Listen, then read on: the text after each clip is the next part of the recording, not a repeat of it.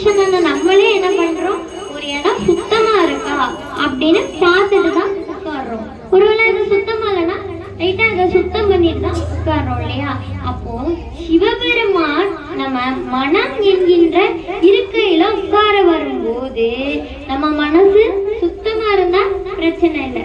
ஒருவேளை இத சுத்தம் இல்லாம இருந்துச்சு அப்படின்னா என்னதான் பண்ணுவாரு, நம்ம மனம் என்கின்ற இருக்கைய சுத்தம் பண்ணிட்டு தான் உட்காருவார். சோதனைகள் கொடுக்கதான் செய்வாரு. அந்த சோதனையை கொடுத்து நம்மளை பக்குவப்படுத்திட்டு அதுக்கப்புறம் தான் நம்ம மனம் என்கின்ற இருக்கையில அவர் அமருவாரு. அப்போ சிவபெருமான் நமக்கு ஒரே சோதனையா கொடுக்காரு அப்படின்னா என்ன அர்த்தம், நம்ம மனசுல சிவபெருமான் உட்கார போறாரு அப்படின்னு